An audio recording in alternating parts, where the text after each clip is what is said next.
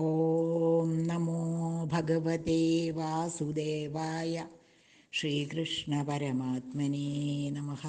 ശ്രീ ഗുരുവായൂരപ്പാ ശരണം. ഗും ഗുരുഭ്യോ നമ. ഗം ഗണപതയേ നമ. സം സരസ്വത്യേ നമഃ. ഇന്ന് ഇവിടെ പറയാൻ പോകുന്നത് ഭാഗവതത്തിലെ മനുപുത്രനായ പ്രിയവ്രതൻ്റെ ചരിത്രമാണ് പറയാൻ പോകുന്നത്. നാരദൻ മോക്ഷമാർഗത്തെക്കുറിച്ച് ഭംഗിയായിട്ട് ഉപദേശിച്ചതു കാരണം അച്ഛൻ്റെ ആഗ്രഹം അനുസരിച്ച് രാജ്യപരിപാലനം ഏറ്റെടുക്കാൻ പ്രിയവ്രതൻ കൂട്ടാക്കിയില്ല. അപ്പോൾ ബ്രഹ്മാവ് നേരിട്ട് വന്നു. എന്നിട്ട് അദ്ദേഹത്തോട് പറഞ്ഞു, മകനെ, ഞാൻ പറയുന്നത് നീ ശ്രദ്ധിച്ച് കേൾക്കണം.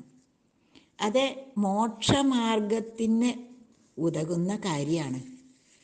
ഈശ്വരാജ്ഞയാലാണ് ലോകം നിലനിൽക്കുന്നത്. അതുകൊണ്ട് തന്നെ ഈശ്വരനിന്ദ ഒരിക്കലും ചെയ്യരുത്. അത് ചെയ്യാൻ പാടില്ല.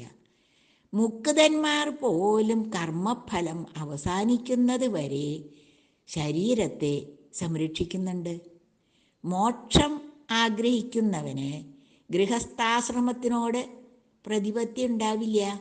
എന്നാലും നീ ഗൃഹസ്ഥാശ്രമം അവലംബിച്ച് ഭഗവത് പാദാംബുജ സേവ ചെയ്യുന്നതാണ് നല്ലത്. ചെയ്യുന്ന കർമ്മങ്ങളോ ഈശ്വര സങ്കല്പത്താൽ ചെയ്യുകയും വേണം. അപ്പോൾ എന്താ ഉണ്ടാവുക? നല്ലത് വരും. പ്രിയവ്രതൻ ബ്രഹ്മകൽപ്പന ശിരസാ വഹിച്ചു. വിശ്വകർമാവിൻ്റെ പുത്രി ബർഹിഷ്മതിയെ അദ്ദേഹം പരിണയിച്ചു. അവർക്ക് 10 പുത്രന്മാരുണ്ടായി. ഊർജസ്വതി എന്ന ഒരു കന്യകയും,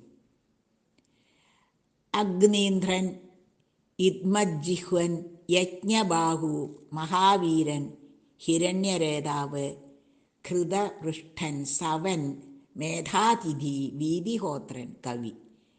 ഇതൊക്കെയാണ് അവരുടെ പേര്. ഇവരിലെ മഹാവീരനും കവിയും സവനും സന്യാസമാർഗം സ്വീകരിച്ചു. മറ്റൊരു ഭാര്യയിലെ ഉത്തമൻ, താമസൻ, രൈവതൻ എന്ന 3 മക്കളുണ്ടായി. 3-ാം മനു മുതൽ മനുക്കളാകുന്നവരാണ്. പ്രിയവ്രതൻ 11 കോടി സംവത്സരങ്ങളാണത്രേ രാജ്യം ഭരിച്ചത്. സൂര്യൻ മേരുപർവ്വതത്തെ പ്രദക്ഷിണം വയ്ക്കുമ്പോൾ ഒരു ഭാഗം വെളിച്ചവും മറുഭാഗം ഇരുട്ടുമാവുന്നു. ഇത് പരിഹരിക്കാൻ വേണ്ടി പ്രിയവ്രതൻ പ്രകാശമാനമായൊരു തേരിൽ കയറി. എന്നിട്ടോ മേരുവിനെ അങ്ങോട്ട് പ്രദക്ഷിണം വെച്ചു. സൂര്യകിരണങ്ങൾ ഏൽക്കാത്ത ഭാഗത്ത് പ്രിയവ്രതൻ്റെ തേരിൻ്റെ കിരണങ്ങൾ അങ്ങോട്ട് പ്രകാശം പരത്തി.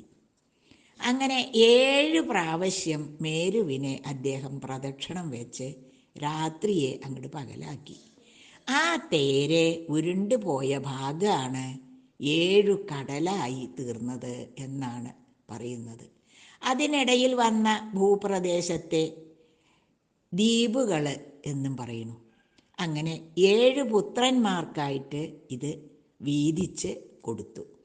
മകൾ ഊർജസ്വതിയെ ശുക്രന് കല്യാണം കഴിച്ചു കൊടുത്തു. അവരുടെ മകളാണ് ദേവയാനി. അവളെ യദാതി വിവാഹം കഴിച്ചു. പ്രിയവ്രതൻ നാരദനിൽ നിന്നും ഉപദേശം തേടി മുക്തി പ്രാപിക്കുകയും ചെയ്തു. അങ്ങനെ മകനായ അഗ്നീന്ദ്രൻ ജംബുദ്വീപിൻ്റെ അധിപതിയായി. വായുവും വെള്ളവും മാത്രം കഴിച്ച് പർവ്വത ഗുഹയിലെ കൊടും തപസ് അനുഷ്ഠിച്ചു. അങ്ങനെ ബ്രഹ്മാവിൻ്റെ കൽപ്പനയനുസരിച്ച് പൂർവചിത്തി എന്ന അപ്സര സ്ത്രീയെ അദ്ദേഹം സമീപിച്ചു. അവളോട് അഗ്നീന്ദ്രൻ ചോദിച്ചു, നീ ആരാണ്? ഞാണില്ലാത്ത വില്ലും മടമ്പില്ലാത്ത അമ്പുമായിട്ട് എന്തിനാണ് ഇവിടേക്ക് വന്നത്? നിങ്ങൾ എവിടെ നിന്നാണ് വരുന്നത്? ആ സ്ഥലം കാണാൻ എനിക്കും ആഗ്രഹമുണ്ട്. നയനമോഹനനായി നിന്റെ മാറത്ത് കാണുന്ന ഈ തഴമ്പ് രണ്ടും നമസ്കാരം കൊണ്ട് ഉണ്ടായതാണോ? ഇത്രയും നീളമുള്ള കേശമുള്ള നീ കേശവഭക്തൻ തന്നെ ആയിരിക്കുമല്ലോ. കണ്ടാൽ തടവാൻ തോന്നുന്ന ഈ അവയവങ്ങൾ എങ്ങനെയാണ് ഉണ്ടായത്? ഇതൊക്കെ കേട്ട പൂർവചിത്തി നോട്ടം കൊണ്ട് തന്നെ അവനെ മോഹിപ്പിച്ചിട്ട് പറഞ്ഞു, കുങ്കുമച്ചാറ് അണിഞ്ഞ തുല്യമായി ഉയർന്നു നിൽക്കുന്ന അവയവം തൊട്ട് നോക്കിക്കോളൂ, മാറത്തണച്ചുകൊള്ളൂ. അങ്ങക്ക് ഇഷ്ടമാണെങ്കിൽ അധരാമൃതവും പാനം ചെയ്യാം. വളരെ കാലത്തെ തപശ്ചര്യ കൊണ്ട് ഉണ്ടാക്കാൻ കഴിയുന്ന ആത്മനിർവൃതി പുറത്തെ കരണങ്ങളെ കൊണ്ട് ഞാൻ ഉണ്ടാക്കിത്തരാം. ഇങ്ങനെ ആശ്ലേഷ ചുംബനാദികളാൽ അദ്ദേഹത്തെ സന്തോഷിപ്പിച്ച് അന്യോന്യം രമിച്ച് അവരെ അനേകായിരം സംവത്സരം വാണു. ഈ കാലത്തിനിടയിൽ അവർക്ക് 9 പുത്രന്മാരുണ്ടായി. നാഭി, കിംപുരുഷൻ, ഹരി, ഇളാവൃതൻ, രമ്യകൻ, ഹിരൺമയൻ, കുരു, ഭദ്രാശ്വൻ, കേതുമാലൻ. ഇതാണ് ഈ 9 പേരുടെ പേര്. പൂർവചിത്തി ഇഹലോകവാസം വെടിഞ്ഞപ്പോൾ രാജ്യം 9 അങ്ങോട്ട് പകുത്ത് മക്കൾക്ക് കൊടുത്തിട്ട് അഗ്നീന്ദ്രനും ദേവലോകം പൂകി. 9 ഖണ്ഡങ്ങൾക്കും സ്വന്തം പേരു തന്നെ നൽകി ഭരണം നടത്തിക്കൊണ്ടിരുന്ന അവരെ മേരുവിൻ്റെ മക്കളായ നവകന്യകമാരെ വിവാഹം കഴിച്ചു. മേരുദേവി ഉഗ്രദംഷ്ട്രിയായ പ്രതിരൂപ, ചാരുലോചന, ലതാ, രമ്യ, ശ്യാമ, നാരീഭദ്ര, ദേവവീതി എന്നീ പേരുകളാണ് അവർക്ക് 9 പേർക്കും ഉള്ളത്. അങ്ങനെ മേരു ദേവിയോടൊപ്പം നാഭി പുത്രസമ്പത്തുണ്ടാവാൻ വേണ്ടി തെക്കേ സമുദ്രത്തിൻ്റെ തീരത്ത് ചെന്ന് ഇരുന്ന് ഭഗവാനെ ഉദ്ദേശിച്ചുകൊണ്ട് ഒരു യാഗം ചെയ്തു. അഗ്നികുണ്ഡത്തിൽ നിന്ന് ആവിർഭവിച്ച ഭഗവാനെ ഋത്വിക്കുകളും സദസ്യരും വണങ്ങി സ്തുതിച്ചു. ശാശ്വത മൂർത്തിയായ പരബ്രഹ്മമേ, ഞങ്ങൾ ചെയ്യുന്ന പൂജകൾ കരുണയുണ്ടായിട്ട് ഞങ്ങളിൽ നിന്ന് സ്വീകരിക്കണമേ. അങ്ങയുടെ ഗുണഗണങ്ങൾ വർണ്ണിക്കാനും അങ്ങയെ പ്രസാദിപ്പിക്കാനുമുള്ള ശക്തി ഞങ്ങൾക്കില്ല. അങ്ങയുടെ തീരുമാനങ്ങൾ എല്ലാം ഞങ്ങൾക്ക് എപ്പോഴും തോന്നണമേ. അങ്ങയിൽ നിന്നൊരു പുത്രനെ കിട്ടാൻ കാത്തു കഴിയുന്ന രാജാവിൻ്റെ ആഗ്രഹം സാധിച്ചു കൊടുത്താലും. ഭഗവാൻ ഈ പ്രാർത്ഥന കേട്ട് സന്തുഷ്ടനായി. നാഭിയുടെ പത്നിയായ മേരുദേവിയിൽ ഭഗവാൻ തന്നെ അവതാരം ചെയ്തു. ഗുണങ്ങളുടെ കേന്ദ്രമായ ശിശുവിൽ ഭഗവാന്റെ ലക്ഷണങ്ങളങ്ങനെ തെളിഞ്ഞു കണ്ടു തുടങ്ങി. അവന് ഋഷഭൻ എന്ന് പേരിട്ടു. യഥാസമയം രാജാവ് ഋഷഭനെ അഭിഷേകവും ചെയ്തു. വിശാലയിൽ പത്നി സമേതനായി തപസ് ആരംഭിച്ചു. അവിടെ വെച്ച് മോക്ഷം നേടി. ധർമ്മ സംരക്ഷണാർത്ഥം ഭൂമിയിൽ ഋഷഭൻ എന്ന പേരോടെ അവതരിച്ച വിഷ്ണു ഭഗവാൻ ഇന്ദ്രനിൽ നിന്ന് ജയന്തിയെ പത്നിയായി സ്വീകരിച്ചു. അവർക്ക് 100 മക്കളുണ്ടായി. അതിൽ മൂത്ത ആളാണ് ഭരതൻ. അജനാഭ വർഷത്തെ അവൻ നന്നായി പരിപാലിച്ചു. അവൻ്റെ നന്മ കൊണ്ടാണ് അന്ന് മുതൽ ഈ പ്രദേശത്തെ ഭാരതം എന്ന് വിളിക്കാൻ തുടങ്ങിയത്. അങ്ങനെ ഭരതൻ്റെ അനുജന്മാർ 9 പേര് ഗുണശീലങ്ങളിൽ ജ്യേഷ്ഠന് പോലെ തന്നെ തുല്യരായിരുന്നു അവരും. കുശാവർത്തൻ, ഇളാവർത്തൻ, ബ്രഹ്മാവർത്തൻ, ആര്യാവർത്തൻ, മലയൻ, കേതു, ഭദ്രസേനൻ, ഇന്ദ്രസ്പൃക്, വിദർഭൻ, കീകടൻ. ഇതാണ് അവരുടെ പേരുകൾ. അവരുടെ അനുജന്മാരായ കവി, ഹരി, അന്തരീക്ഷൻ, പ്രബുദ്ധൻ, പിപ്പലായനൻ, ആവിർഹോത്രൻ, ദ്രമിഡൻ, ചമസൻ, കരഭാജനൻ എന്നീ നവയോഗികൾ സന്യാസി പ്രവരന്മാരുമായി.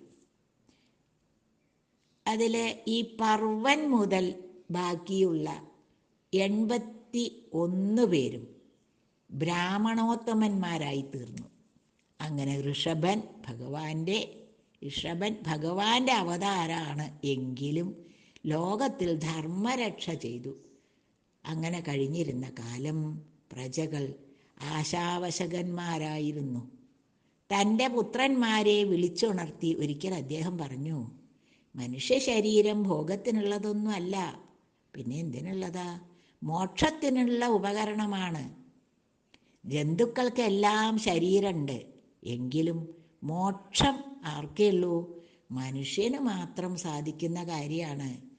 അതുകൊണ്ട് തപസ്സുകൊണ്ടും സജ്ജനങ്ങളുമായിട്ടുള്ള സംസർഗം കൊണ്ടുമാണ് മനസ്സ് ശുദ്ധാക്കേണ്ടത് എന്ന് ഉപദേശിച്ചു.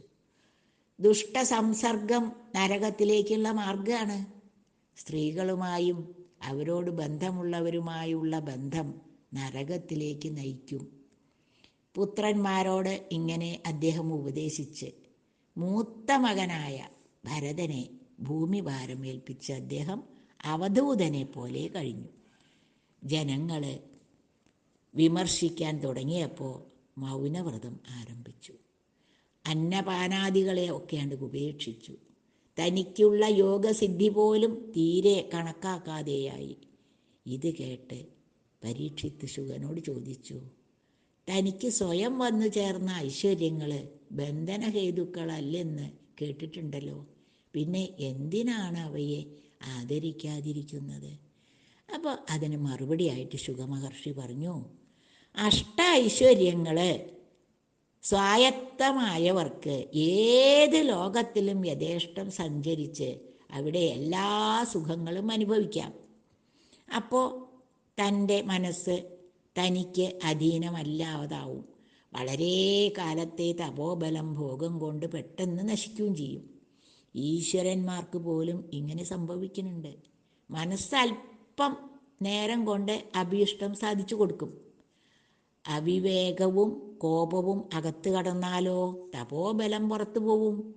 ഇതറിയാവുന്നത് കൊണ്ടാണ് ഋഷഭൻ യോഗസിദ്ധികളെ ബഹുമാനിക്കാതെ നടന്നത്, അവധൂതനെ പോലെ.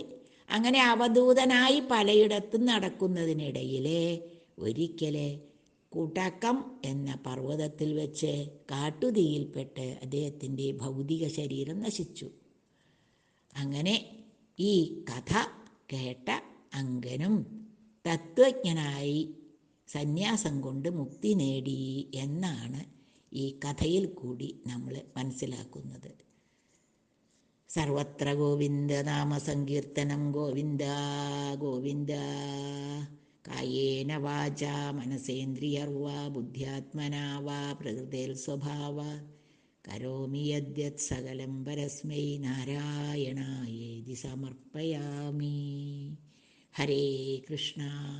ഈ വാക്കുകളൊക്കെ ഭഗവാന്റെ പാദത്തിൽ സമർപ്പിച്ചുകൊണ്ട് ഈ കഥ ഇവിടെ ഉപസംഹരിക്കുന്നു. ഹരേ കൃഷ്ണ. സർവം ശ്രീകൃഷ്ണാർപ്പണമസ്തു.